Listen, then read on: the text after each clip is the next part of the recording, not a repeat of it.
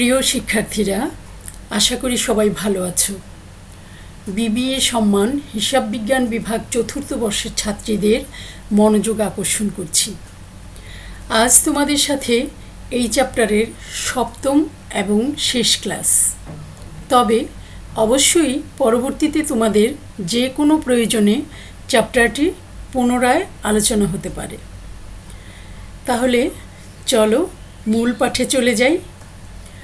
আজ তোমাদের সাথে আছি আমি ফেরদৌসী বেগম, অ্যাসিস্ট্যান্ট প্রফেসর, মহিলা college Chittagong, department of accounting. Online ক্লাসরুমে তোমাদের স্বাগত। আজকের chapter 7, basic financial statement analysis techniques. আজ যে অঙ্কটি করাবো তা তোমরা ইন্টারমিডিয়েটে 10ম চ্যাপ্টারে ব্যবস্থাপনা হিসাব বিজ্ঞান পরিচিতিতে ধারণা নিয়েছো, অর্থাৎ কস্ট ভলিউম প্রফিটের অঙ্কগুলোর কথা বলছি। তথাপি অঙ্কের সাথে সাথে বেসিক ধারণা দিতে চেষ্টা করব ইনশাল্লাহ। তাহলে চলো সমস্যাটি পড়ি। দেখতে পাচ্ছি আমরা এটি NU 2010 এ এসেছে। আচ্ছা, অঙ্কটি পড়ি তাহলে। Asif and co manufacturers and sales a single product. Asif and co একটা প্রোডাক্ট তৈরি করে এবং বিক্রয় করে। The company sales and expense for the quarter follows. Quarter মানে হলো তো জানো, 1/4 আর কি। আচ্ছা, লাস্ট কোয়ার্টার ফলোস, শেষ কোয়ার্টারের তোমার তথ্যগুলো এখানে দেওয়া আছে। কি কি আছে দেখো তো। সেলস 9 লাখ এবং পার ইউনিট 60। এই জিনিসগুলো একটু খেয়াল রাখবে, যে পার ইউনিট 60, এগুলো অঙ্ক করার সময় আসবে, তখন তোমাদের মাথায় আসবে যে এটা কোত্থেকে আসলো। প্রশ্নেই এগুলো দেওয়া আছে। এই যে এইগুলো এই তোমার বিষয়গুলো, যেমন সেলস কত, ভ্যারিয়েবল এক্সপেন্স কত, কন্ট্রিবিউশন মার্জিন কত, ফিক্সড এক্সপেন্স কত, ইত্যাদি আর কি। হ্যাঁ, আচ্ছা, তাহলে লেস ভ্যারিয়েবল এক্সপেন্স, সেলস থেকে ভ্যারিয়েবল এক্সপেন্স মাইনাস করলে কন্ট্রিবিউশন মার্জিন পাওয়া যায়। আর ভ্যারিয়েবল এক্সপেন্সের পার ইউনিট হলো 24 টাকা, কন্ট্রিবিউশন মার্জিন পার ইউনিট হলো 36 টাকা, 36 টাকা। আচ্ছা, এবার আসো, এখানে নেট অপারেটিং হয়েছে 1,08,000 রিকোয়ার্ড। এগুলো একটু মনোযোগ দিয়ে শুনো যে আমাদের কি তৈরি করতে বলেছে। First, what is companies CM ratio. CM রেশিওটা কি তোমাদেরকে বুঝতে হবে। প্রথমে CM রেশিওটা কি, কোম্পানির CM রেশিও বের করতে বলেছে। CM মানে হলো তোমার কন্ট্রিবিউশন মার্জিন রেশিও। রেশিও মানে হলো সম্পর্ক বা অনুপাত। আচ্ছা, কন্ট্রিবিউশন মার্জিন। এখন রেশিও তো পরে, আগে তো কন্ট্রিবিউশন মার্জিনটা কি সেটা আমাদেরকে বুঝতে হবে। কন্ট্রিবিউশন মার্জিনের বাংলা হলো অনুদান প্রান্ত অনুপাত। প্রথমে আমরা জানি কন্ট্রিবিউশন মার্জিন কি, কেমন। তাহলে কন্ট্রিবিউশন মার্জিন অর্থাৎ অনুদান প্রান্ত হলো বিক্রয় মূল্য ও পরিবর্তনশীল ব্যয়ের পার্থক্য। কন্ট্রিবিউশন মার্জিনটা কি, অনুদান প্রান্তটা কি, বিক্রয় মূল্য ও পরিবর্তনশীল ব্যয়ের পার্থক্য। আবার অন্যভাবে বলতে পারি, স্থায়ী ব্যয় ও মুনাফা বা ক্ষতি যোগ করে সেটাই হলো তোমার অনুদান প্রান্ত। অর্থাৎ স্থায়ী ব্যয়, মুনাফা বা ক্ষতির সমষ্টি হলো অনুদান প্রান্ত।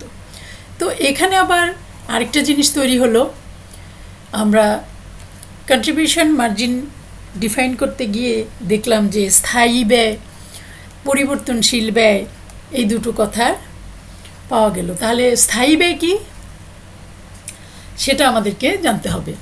স্থায়ী ব্যয় হলো উৎপাদনের পরিমাণ হ্রাস বৃদ্ধিতে যে ব্যয়ের মোট পরিমাণ অপরিবর্তিত থাকে তাকে স্থির ব্যয় বা স্থায়ী ব্যয় বলে। আচ্ছা, যেমন ধরো একটা কোম্পানি, আমি সেখানে একটা যন্ত্র আছে, সেটা মনে করো যে প্রতি বছরে 10,000 ইউনিট পণ্য উৎপাদন করতে পারে। তো এখন 10,000 ইউনিট পণ্য আমি এক বছরে উৎপাদন করতে পারি, 5,000ও পারি, 8,000ও পারি।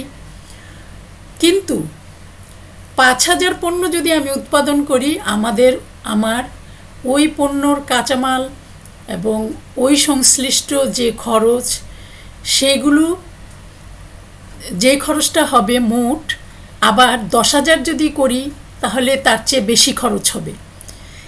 এটা হলো গিয়ে তোমার পরিবর্তনশীল খরচ।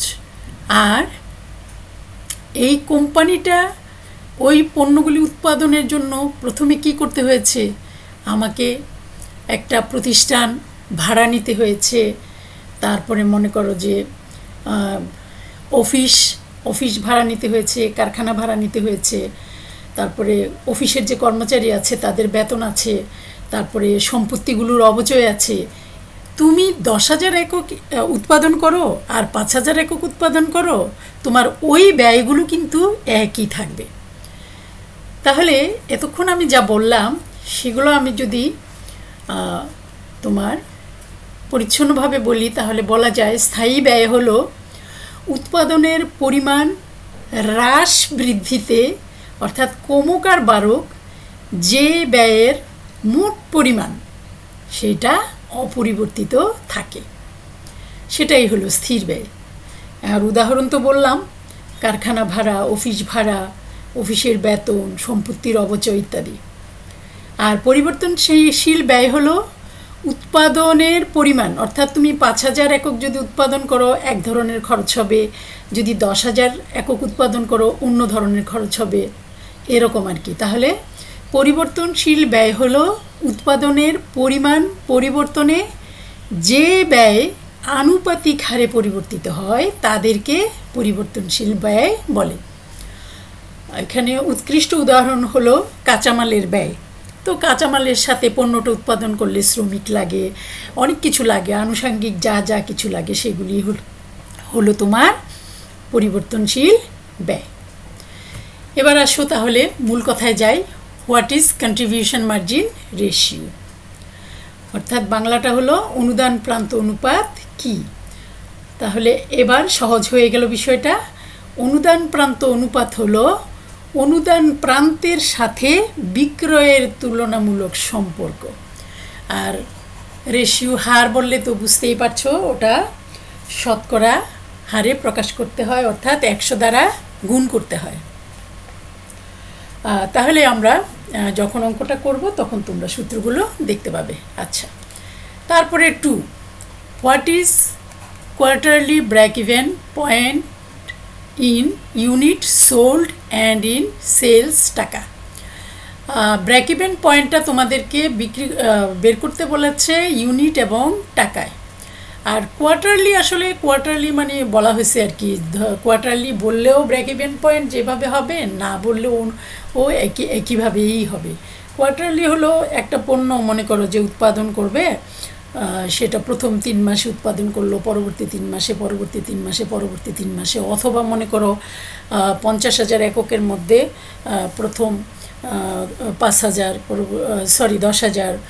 বা 40,000 এককের মধ্যে পরবর্তীতে 10,000, এরকম আর কি। কোয়ার্টারলি বলতে এরকম বুঝিয়েছে। আচ্ছা, এখন ব্রেক ইভেন পয়েন্ট প্রথমে বুঝতে হবে ব্রেক ইভেন পয়েন্টটা কি। ব্রেক ইভেন পয়েন্টের বাংলা হলো তোমার সমচ্ছেদ বিন্দু। আর এটা বলতে কি বুঝি, সমচ্ছেদ বিন্দু হলো যে পরিমাণ বিক্রয় করলে মোট বিক্রয় আয় ও মোট উৎপাদন ব্যয় সমান হয়। অর্থাৎ প্রতিষ্ঠানটায় বা কোম্পানিটায় যে পরিমাণ বিক্রয় করলে কোম্পানির আয় এবং ব্যয় দুটো সমান হয়, অর্থাৎ কোম্পানির এতে কোনো ক্ষতিও হবে না, তারপরে লাভও হবে না। এটাকেই বলা হয় ব্রেক ইভেন পয়েন্ট অর বাংলায় সমচ্ছেদ বিন্দু। তো এটা ইউনিটে বের করতে বলে, আবার টাকায়ও বের করতে বলে। ইউনিটে আমরা যখন অঙ্কে যাব তখন তোমরা সূত্রগুলো পাবে, তারপর আমি একটু তোমাদেরকে বাংলায় বুঝিয়ে দিই। যখন আমরা এটা ইউনিটে বের করব তখন সূত্রটা হবে মোট স্থির ব্যয় বাই একক প্রতি অনুদান প্রান্ত। আর একক প্রতি অনুদান প্রান্ত এই যে দেওয়া আছে এখানে, হ্যাঁ, এই যে 36, একক প্রতি অনুদান প্রান্ত হলো 36, আর স্থির ব্যয় দেওয়া আছে 4,32,000। আবার টাকায় যদি হয় তো আমরা স্থির ব্যয়টা তো দেওয়াই আছে 4,32,000, একক প্রতি অনুদান প্রান্ত দেওয়া আছে 36, একক প্রতি বিক্রয়, একক প্রতি আমরা বিক্রয়টা কত ওটা আমরা পাবো, তারপর সেটার দ্বারা আমরা গুণ করে নিব। আচ্ছা, যখন আমরা অঙ্কে যাব তখন ক্লিয়ার হয়ে যাব বিষয়টা। এবার আসো compute companies margin of safety in টাকা অ্যান্ড ইন পার্সেন্টেজ টার্মস, অর্থাৎ মার্জিন অফ সেফটি। এই দেখো আমাকে মার্জিন অফ সেফটি টাকায় বের করতে বলছে, আবার পার্সেন্টেজে বের করতে বলছে। তো আমাদেরকে প্রথমে বুঝতে হবে মার্জিন অফ সেফটিটা কি। মার্জিন অফ সেফটি হলো সমচ্ছেদ বিক্রয়ের আধিক্য, আধিক্য মানে বেশি, অর্থাৎ সমচ্ছেদ বিক্রয়ের চেয়ে সমচ্ছেদ বিন্দুর চেয়ে প্রকৃত বিক্রয়, সমচ্ছেদ বিন্দু মানে ওই বিক্রয়টার কথাই বলছে, সমচ্ছেদ বিন্দুতে যে বিক্রয় সেটার চেয়ে প্রকৃত বিক্রয় যদি বেশি হয় তাহলে যে পরিমাণ বেশি তাকেই নিরাপত্তা প্রান্ত বলে। তো আমরা এখানে মার্জিন অফ সেফটি আরেকবার বলবো। মার্জিন অফ সেফটিটা হলো কি, যে পরিমাণ বিক্রয় করলে কোম্পানির লাভ ক্ষতি কিছুই হবে না, তার চেয়ে যে বিক্রয়টা হয়, বেশি বিক্রয় হয়, প্রকৃত বিক্রয় যেটা, প্রকৃত বিক্রয় থেকে সমচ্ছেদ বিক্রয়টা মাইনাস হলেই তোমার যেটা পাওয়া যাবে সেটাকেই বলা হয় নিরাপত্তা প্রান্ত বা মার্জিন অফ সেফটি। আচ্ছা, এবার আসো টাকার জন্য একটা সূত্র আর পার্সেন্টেজের জন্য একটা সূত্র। আমরা যখন অঙ্কে যাব তখন আমরা সূত্রগুলো ব্যবহার করে দেখাবো। আচ্ছা, তারপরে আসো 4, how many would have to be sold each quarter to earn a pre tax profit. Pre tax profit হলো প্রাক কর মুনাফা। আচ্ছা, 1,80,000 বলছে তুমি কি পরিমাণ বিক্রয় করলে প্রতি কোয়ার্টারে 1,80,000 টাকা প্রফিট হবে। ঠিক আছে, সেটা আমরা যখন অঙ্ক করব দেখব কিভাবে আমরা বের করছি এটা। If company can sell only 15,000, যদি কোম্পানি মাত্র 15,000 ইউনিট বিক্রি করে তখন বাট ওয়ান্টেড টু, কিন্তু 1,80,000 প্রফিট করতে চায়, তখন সেলিং প্রাইসটা কত হবে। এখানে সেলিং প্রাইস কত আছে, 60 টাকা আছে না? তো বলছে যে যদি এখানে মনে করো কত ইউনিট তোমার 60 দিয়ে 9 লাখকে ভাগ দিলে দেখবা যে কত ইউনিট সেটা বেরিয়ে যাবে, অত ইউনিট সেল করেছিল 60 টাকা, তো লাভ হয়েছে 1,08,000 টাকা। আর এখানে বলেছে শুধু 15,000 ইউনিট বিক্রয় করবে কিন্তু লাভ 1,80,000 হতে হবে। তো সেক্ষেত্রে এটার মূল্যটা এখানে তো 60 টাকা আছে, তো কত হলে এই 1,80,000 টাকা লাভ করা যাবে 15,000 ইউনিটে, সেটাও আমরা পরবর্তীতে দেখব যখন আমরা সলিউশনে যাই। এবার আসো 4-এর পরে, এখানে আসলে একটু নাম্বারিংগুলোতে মনে হয় প্রবলেম হয়েছে। 4-এর পরে এটা 5 বললাম, এটা 6-এ কী বলেছে, ইফ সেলস ইনক্রিজ বাই টাকা 1 লাখ, যদি বিক্রয় 1 লাখ টাকা পার কোয়ার্টারে বৃদ্ধি করে এবং fixed cost no change in fixed expense, এবং স্থির খরচটা যদি অপরিবর্তিত থাকে, তখন আমাদের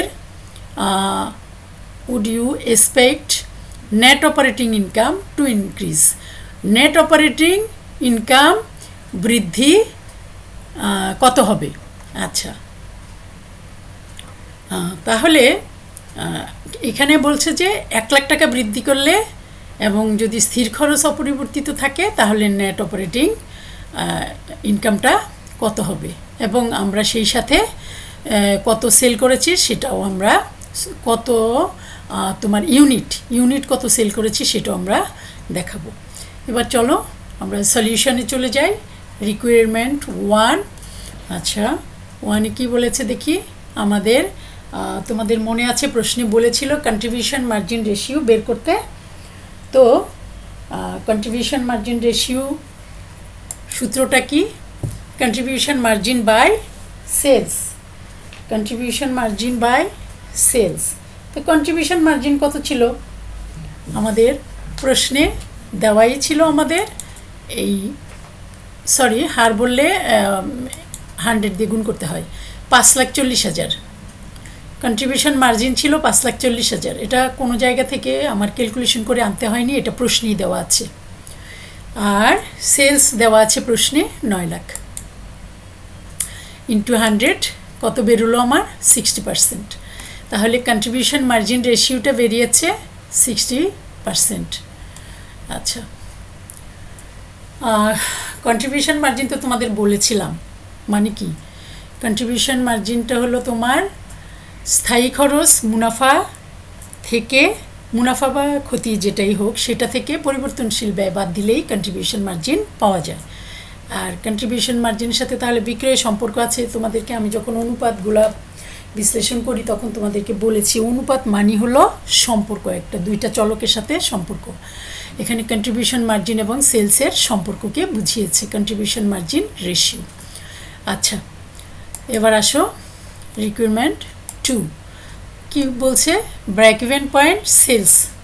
তো ব্রেক ইভেন পয়েন্ট সেলস ইউনিটে যদি আমরা বের করি তাহলে সূত্রটা কি, fixed cost by unit contribution.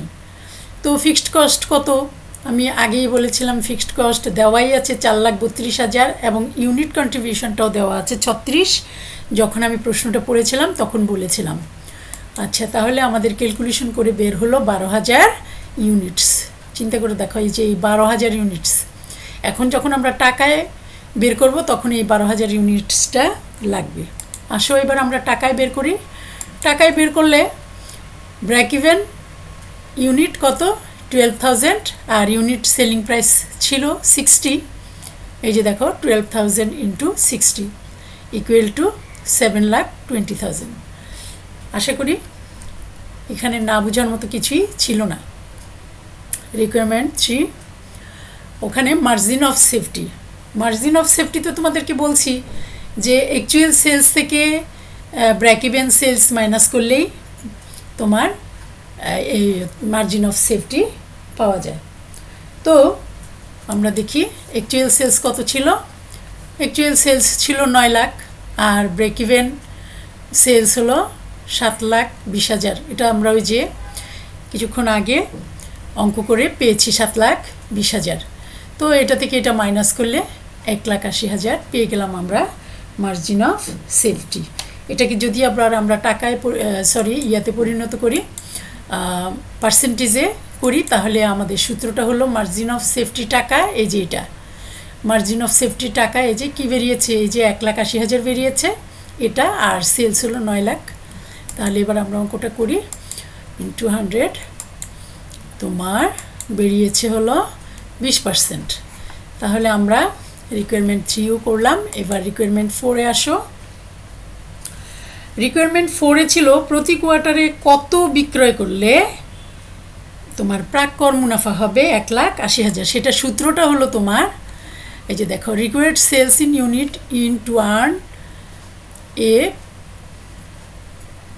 এখানে পার লেখা হয়ে গেছে ভুলে, এটা হবে প্রি হবে PRE, এটা হবে পরে প্রি ট্যাক্স প্রফিট অফ টাকা 1,80,000। কীভাবে হবে, ফিক্সড কস্ট, এটা সূত্র ফিক্সড কস্ট প্লাস ডেজায়ার্ড প্রফিট, অর্থাৎ আমরা যেই প্রফিটটা চাচ্ছি আমাদের কাঙ্ক্ষিত যে প্রফিট সেটা, আর ফিক্সড কস্ট তো দেওয়াই আছে, আর কাঙ্ক্ষিত প্রফিট ওরা বলে দিছে 1,80,000। Contribution margin per unit, contribution margin per unit ছিল ওখানে মোস্ট প্রবাবলি 36, দেখি আমরা বসাই, এই তো 36। তাহলে আমরা সূত্রের মধ্যে শুধুমাত্র এই মানগুলি বসিয়ে দিলাম। ফিক্সড কস্ট ছিল 4,32,000, কাঙ্ক্ষিত মুনাফা হলো 1,80,000, আর কন্ট্রিবিউশন পার ইউনিট প্রশ্নেই দেওয়া ছিল 36। তাহলে আমাদের বেরোলো হলো তোমার কত বিক্রয় করলে 1,80,000 মুনাফা পাবো আমরা, 17,000 ইউনিট বিক্রয় করলে। ঠিক আছে, তাহলে এবার আসো টাকায়। তখন আমরা হলো ইউনিটটা বের করেছি, এখন আমরা টাকায় বের করব। ইউনিট কত ছিল? 17,000, আর সেলিং প্রাইসটা ছিল 60। তো কত হলো? আমরা টাকায় পেলাম 10,20,000। তাহলে আমরা 1,80,000 টাকা লাভ করার জন্য 17,000 ইউনিট বিক্রয় করতে হবে, আর টাকা হবে 10,20,000। রিকোয়ারমেন্ট 5-এ আসো। রিকোয়ারমেন্ট 5-এ কী বলেছে? রিকোয়ারমেন্ট 5-এ বলেছে আমাদেরকে যে যদি তোমার 15,000, শুধুমাত্র 15,000 ইউনিট বিক্রয় করে এবং 1,80,000 মুনাফায় যদি অর্জন করতে চায়, তাহলে প্রাইসটা কত হবে? তাহলে এখানে প্রাইসটা দেওয়া নাই। তো মনে করো যে sales per unit equal to X. X মানে কি? আমরা পার ইউনিটের মূল্যটা জানি না, সেটা এক্স মনে করে নিলাম। আসো আমরা এক্সের মান এখন বের করব। এক্স মানে কি? সেলিং প্রাইসটা বের করব। আচ্ছা, সেলস ইকুয়াল টু 15,000 ইউনিট বলছে। 15,000 ইউনিট যদি বিক্রয় করে, তাহলে কত বিক্রয় করবে? গুণন এক্স। এক্সের মান আমরা জানি না। তাহলে 15,000 X, we know that 15,000 sales equal to, আচ্ছা সূত্রটা আগে শুনো। সেলসটা আমরা কিভাবে বের করি? সেলস হলো variable cost plus fixed cost plus profit. এই যে সেলসটার মধ্যে কি থাকে? ইউনিট ইন্টু সেলিং প্রাইস, তাই তো? তো ইউনিট হলে 15,000 আর সেলিং প্রাইস হলো এক্স। এক্সের মান আমরা জানি না, তাহলে এখানে সেলস মানি হলো 15,000 এক্স। আর ভেরিয়েবল কস্ট দেওয়া আছে আমাদের প্রশ্নে যা দেওয়া আছে, ফিক্সড কস্ট প্রশ্নে যা দেওয়া আছে, আর প্রফিট তো আমাদেরকে বলেছি 1,80,000। তাহলে আমরা এবার শুধু মানটা বসিয়ে দিই। দেখো এই যে আমি বলেছি যে সেলস মানি হলো ইউনিট 15,000 ইন্টু এক্স, তাহলে 15,000 এক্স। আর ভেরিয়েবল কস্ট ছিল প্রশ্নে 3,60,000, ফিক্সড কস্ট 4,32,000, প্রফিট 1,80,000। তাহলে 15,000 এক্স ইকুয়াল টু টোটাল হলো 9,72,000। তাহলে এক্স ইকুয়াল টু কত? এই 15,000 দ্বারা 9,72,000কে ভাগ দিলে এক্স ইকুয়াল টু বেরিয়ে যাবে। তো আমরা এক্স ইকুয়াল টু বের করলাম হলো তোমার 64.8। এটাই হলো সেলিং প্রাইস। তো এখন দেখবা তোমরা 15,000কে যদি 64 এই এক্সের মান যদি বসিয়ে দাও, 15,000 ইন্টু 64.8, তাহলে দেখবা যে 9,72,000 হবে। অর্থাৎ সেলিং প্রাইস যদি আমরা 64.8 টাকা করে বিক্রয় করি, তাহলে আমরা 1,80,000 টাকা প্রফিট করতে পারবো। এবার আসো রিকোয়ারমেন্ট 6। রিকোয়ারমেন্ট 6-এ কী বলেছে? যদি বিক্রয় প্রতি কোয়ার্টারে 1 লাখ বৃদ্ধি করে। বিক্রয় কত ছিল আমাদের? 9 লাখ ছিল। প্রশ্নটা তো তোমাদের কাছে আগেই খাতায় তুলে ফেলবা, তাহলে তোমার অঙ্কের পাশাপাশি বুঝতে সুবিধা হবে। সর্বপ্রথমেই অঙ্কটা খাতায় তুলে ফেলবা, তারপরে আমি যখন সলিউশন করি সেটার পাশাপাশি প্রশ্নটা দেখবা আর অঙ্কটা মিলিয়ে নিবা। এখানে 6 নম্বরে বলেছে যদি বিক্রয় প্রতি কোয়ার্টারে 1 লাখ বৃদ্ধি করি। তো আমার বিক্রয় ছিল কত? সেলস ছিল 9 লাখ। তো 9 লাখের সাথে 1 লাখ আমি যোগ করব, মোট সেলস হবে কত? তাহলে 10 লাখ। এবং বলছে যে স্থির ব্যয় যদি পরিবর্তন না হয়, তাহলে মুনাফা কী পরিমাণে বৃদ্ধি পাবে। তো আমরা বের করি লেস ভেরিয়েবল এক্সপেন্স। তো এই 10 লাখের জন্য ভেরিয়েবল এক্সপেন্সটা আনুপাতিক হারে আমাকে বের করতে হবে। তো 10 লাখ কি? মোট বিক্রয়, এই যে এই বিক্রয়টা। আর পরিবর্তনশীল ব্যয়টা আমরা বের করছি। 9 লাখে যদি এত হয়, তাহলে 10 লাখে কত? তো এটা হলো তোমার পরিবর্তনশীল। এই সূত্রটা হলো তোমার মোট বিক্রয় ইন্টু এই যে ভেরিয়েবল এক্সপেন্স বের করার জন্য মোট বিক্রয় ইন্টু পরিবর্তনশীল ব্যয়ের হার। আবার পরিবর্তনশীল ব্যয়ের হারটা কিভাবে বের করতে হয়? পরিবর্তনশীল ব্যয় বাই বিক্রয় ইন্টু 100। ঠিক আছে? তো এটা করার পরে দেখা গেছে 40% হয়েছে। তাহলে আমার 10 লাখের জন্য পরিবর্তনশীল ব্যয় হবে 10 লাখের 40%, দেখবা যে 4 লাখ হবে। আসো এবার কন্ট্রিবিউশন মার্জিন বের হলো। এই তোমার আমরা তো আগেই বলেছি যে এই বিক্রয়ের সাথে কি থাকে, মুনাফা থাকে, ওটা থেকে পরিবর্তনশীল ব্যয়টা বাদ দিলে তোমার কন্ট্রিবিউশন মার্জিনটা বেরিয়ে যাবে। ফিক্সড কস্ট এখানে, তারপরে আসো লেস ফিক্সড কস্ট, এখান থেকে আমরা ফিক্সড কস্টটা মাইনাস করলাম। মাইনাস করার পরে তোমার নেট অপারেটিং ইনকাম বেরোলো 1,68,000। আচ্ছা, এবার তাহলে আসো, আমাদের পূর্বে কিন্তু এই তোমার 1,68,000 ছিল না, প্রফিট ছিল না, মোস্ট প্রবাবলি 1,08,000 ছিল। দেখে নিও তোমরা। তাহলে আমাদের নেট অপারেটিং ইনকাম বৃদ্ধি পেল। 1 লাখ টাকা যখন আমরা বেশি বিক্রয় করলাম তখন নেট অপারেটিং ইনকাম আমাদের 1,68,000 হলো। এবং আমরা একটু এটা সেলসটা কত ইউনিট আমরা বিক্রয় করেছি দেখিয়ে দিতে পারি। 10 লাখকে তোমার এই যে দেখো, আমরা 60 টাকা করে বিক্রয়ের কথা বলেছিলাম পার ইউনিট, তাহলে এত দ্বারা ভাগ করলে 16,667 ইউনিট তাহলে আমরা বিক্রয় করেছি এবং লাভ হয়েছে 1,68,000। অঙ্ক এখানে শেষ হলো। তাহলে আজকের মতো ক্লাস শেষ। তোমরা ভালোভাবে চ্যাপ্টারটি রিভিশন করবা। আমি যতগুলো অঙ্ক করিয়েছি পাশাপাশি তোমরা কিন্তু, আমার একটা দিক ভালো লাগছে, কিছু কিছু মেয়ে আছো যারা আমি তোমাদেরকে হোমওয়ার্ক দিয়েছি সেগুলো তোমরা করেছো, তো আবারও একটু রিভিশন করবা। আরও কিছু বেশি অঙ্ক তোমরা করবা, এই কয়েকটা অঙ্ক করলে তো আর হবে না। আমি জাস্ট তোমাদেরকে একটা গাইডলাইন দিয়ে দিয়েছি। এখানে তোমাদেরকে একটা অঙ্ক দিয়েছি, তুমি ওই অঙ্কটার পাশাপাশি এই অঙ্কটা একটু প্র্যাকটিস করবা।